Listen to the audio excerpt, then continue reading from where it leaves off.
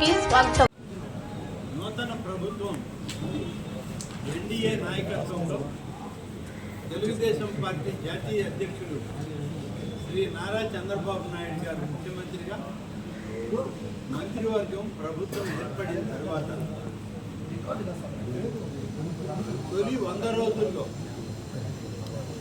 అనేక మార్పులు, గత ప్రభుత్వంలో జరిగిన నష్టాలు, వాటన్నిటినీ కూడా బేరీజు వేస్తూ సుపరిపాలనకి మనం మార్గం సుగమం చేసుకోవాలి అని చెప్పి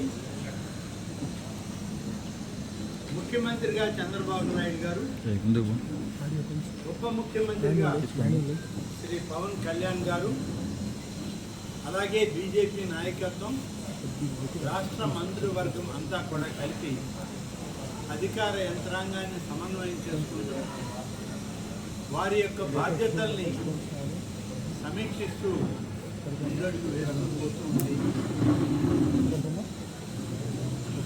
కేవలం ప్రభుత్వ పరిపాలన ముందుకు పోయే లక్ష్యమే కాదు, గత పాలనలో జరిగినటువంటి నష్టాలు, గత పాలనలో జరిగినటువంటి అవినీతి కుంభకోణాలు, వాటిని కూడా వెలికి తీసి ఈ రాష్ట్ర ప్రజానీకం ముందు పెట్టి ప్రజా ఆమోదం కూడా తీసుకోవాలనే లక్ష్యంతో ఇవాళ మన ప్రభుత్వం పనిచేస్తుంది. చంద్రబాబు గారి నాయకత్వం ముందు చెప్పిన ప్రకారం తొలి సమావేశంలోనే ముఖ్యమంత్రి గారు రాష్ట్రంలో గత ప్రభుత్వ పరిపాలనలో ఏవైతే అభియోగాలు వచ్చాయో, ఏవైతే అవినీతి మరకలు అంటాయో, ఏదైతే అప్రజాస్వామిక పరిపాలన సాగిందో వాటి మీద ఒకటొకటిగా మేము వైట్ పేపర్ రిలీజ్ చేస్తామని చెప్పడం జరిగింది. దాని ఆధారంగానే ఇవాళ మొదటి white paper major irrigation project, అలాగే ఆంధ్రప్రదేశ్ రాష్ట్రానికి ముఖ్యంగా డెల్టాకే కాకుండా దానివల్ల సేవింగ్ వచ్చేటువంటి నీటిని నాన్ డెల్టా ప్రాంతమైన రాయలసీమకు మరల్చేటువంటి కార్యక్రమంలో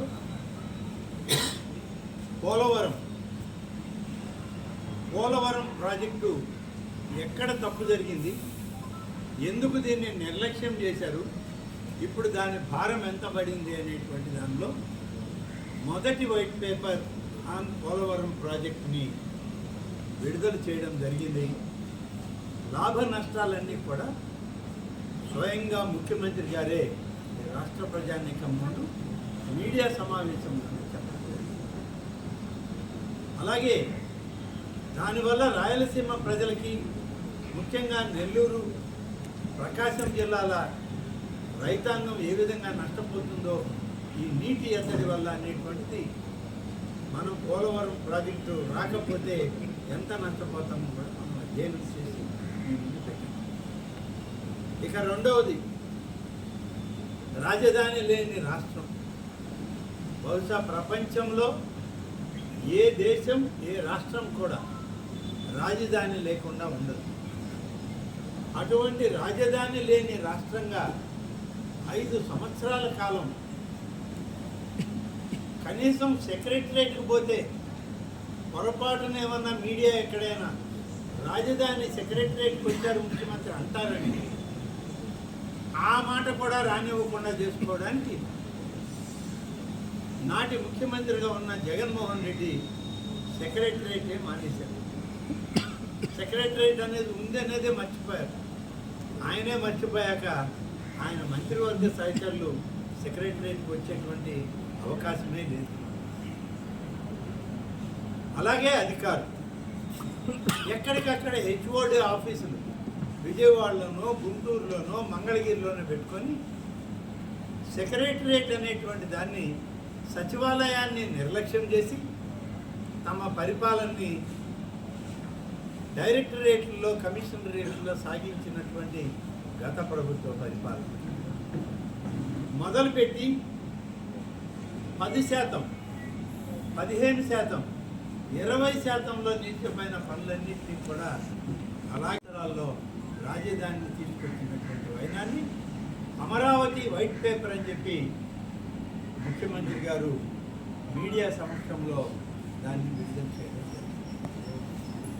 ఇవాళ దాన్ని మళ్ళీ మొదలు పెడుతున్నాం. రాబోయే 2 సంవత్సరాల్లో ఒక అద్భుతమైనటువంటి అమరావతి రాజధానిని ఆంధ్రప్రదేశ్ రాష్ట్రానికి ఇవ్వడానికి 5 సంవత్సరాల కాల పరిమితి వచ్చింది కాబట్టి నిధుల వ్యయం కూడా పెరుగుతుంది. ఏది ఏమైనా సరే ఆంధ్రప్రదేశ్ రాజధానికి అమరావతి సరైన రాజధానిని వాళ్ళు నిర్ధారణ చేసి ఎన్డీఏ నాయకత్వంలో అమరావతి రాజధానిగా నిర్మాణం పనులు మొదలుపెట్టారు. జంగిల్ క్లియరెన్స్కే అంటే అక్కడ ఉన్నటువంటి మొలచినటువంటి తుమ్మ మొక్కలు, పిచ్చి మొక్కలు తీయడానికి దాదాపు 35-36 కోట్ల రూపాయలు ఖర్చు. ఆ 35-36 వేల కోట్ల రూపాయలు ఖర్చు పెట్టుంటే అన్నాడు ఆ 35-36 కోట్ల రూపాయల డబ్బే ఉండుంటే ఎమ్మెల్యే భవనాల్లో సెక్రటరేట్లో ఒక వింగో పుట్టే కనీసం ఆ ఆలోచన కూడా లేకుండా నిర్వీర్యం చేశారు. ఇవాళ జంగిల్ క్లియరెన్స్కి 35-36 కోట్ల రూపాయలు ఖర్చు పెడుతుంది అమరావతి కార్పొరేషన్. తిరిగి దాన్ని సన్నద్ధం చేస్తూ ఉంటారు. అది 2వ వైట్ పేపర్. ఇక 3వ వైట్ పేపర్, అసలు మా హయాంలో విద్యుత్ ఛార్జీలు పెరగవు, 1 పైసా విద్యుత్ ఛార్జీలను పెంచం అని చెప్పిన జగన్ సర్కార్ దాదాపు 15 సార్లు విద్యుత్ ఛార్జీలు పెంచారు. అంత పెంచి మళ్ళీ వేల కోట్ల నష్టాన్ని చూపించిపోయింది. ఈ విద్యుత్ సంస్థలపైన వచ్చిన నష్టం మళ్ళీ దాన్ని ఏ విధంగా గాడిలో పెట్టాలి, విద్యుత్ సంస్థల్ని పట్టాలు ఎక్కించాలంటే ఏం